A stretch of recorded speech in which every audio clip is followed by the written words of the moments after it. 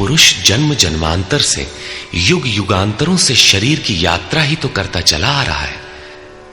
जैसे वस्त्र जीर्ण हुआ तो दूसरा तीसरा धारण किया, इसी प्रकार कीट पतंग से लेकर मानव तक, ब्रह्मा से लेकर यावन मात्र जगत परिवर्तनशील है।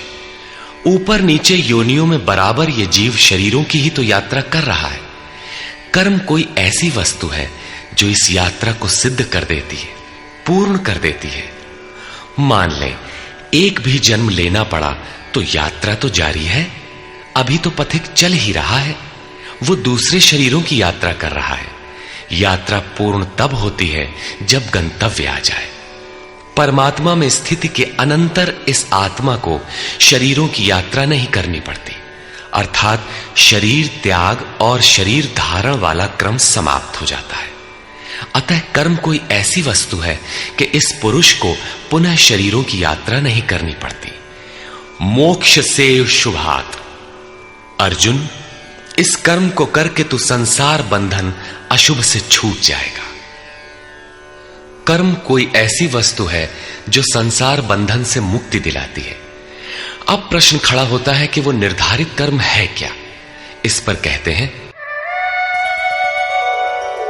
यज्ञार्थात् कर्मणोऽन्यत्र लोकोऽयं कर्म बन्धनः तदर्थं कर्म कौन्तेय मुक्तसंग समाचर। अर्जुन, यज्ञ की प्रक्रिया ही कर्म है। वो हरकत कर्म है जिससे यज्ञ पूर्ण हो। सिद्ध है कि कर्म एक निर्धारित प्रक्रिया है। इसके अतिरिक्त जो कर्म होते हैं, क्या वे कर्म नहीं है? श्री कृष्ण कहते हैं, नहीं, वे कर्म नहीं है। अन्यत्र लोकोयम कर्म बंधनः। इस यज्ञ की प्रक्रिया के अतिरिक्त दुनिया में जो कुछ भी किया जाता है, सारा जगत जिसमें रात दिन व्यस्त है, वो इसी लोक का एक बंधन है, न कि कर्म। कर्म तो मोक्ष से शुभात, अशुभ अर्थात संसार बंधन से छुटकारा दिलाने वाला है। मात्र यज्ञ की प्रक्रिया ही कर्म है। वो हरकत कर्म है जिससे यज्ञ पूरा होता है। अतः अर्जुन, उस यज्ञ की पूर्ति के लिए संग दोष से अलग रहकर भली प्रकार कर्म का आचरण कर। संग दोष से अलग हुए बिना यह कर्म होता ही नहीं।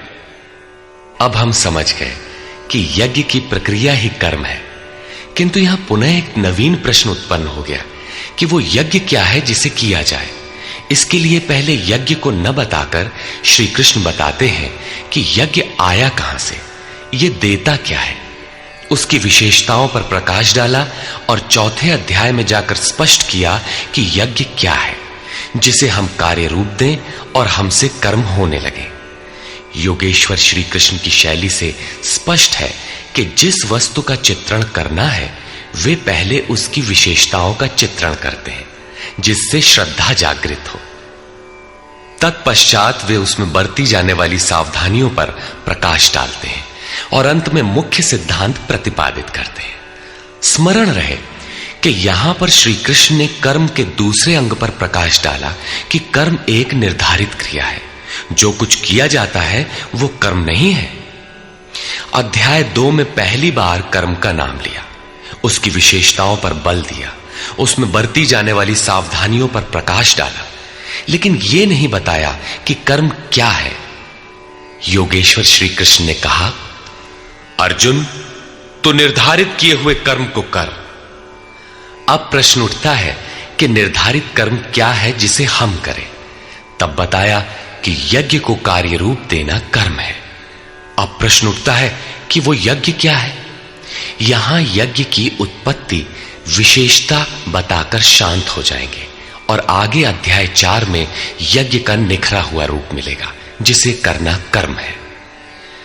कर्म की यह परिभाषा गीता को समझने की कुंजी है। यज्ञ के अतिरिक्त दुनिया में लोग कुछ न कुछ करते ही रहते हैं।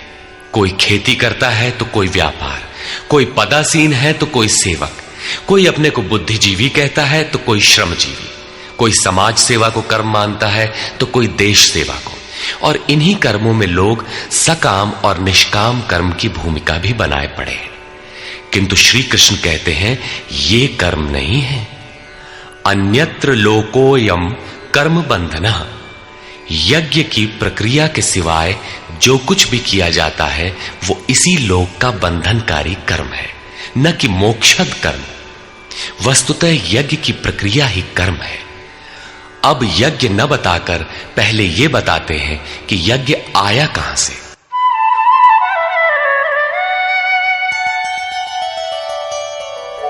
सह यज्ञा प्रजा सृष्ट्वा पुरोवाच प्रजापतिः अनेन प्रसविष्यध्वम् ईशवोस्त्विष्टकामधुक्। प्रजापति ब्रह्मा ने कल्प के आदि में यज्ञ सहित प्रजा को रचकर कहा कि इस यज्ञ द्वारा वृद्धि को प्राप्त हो।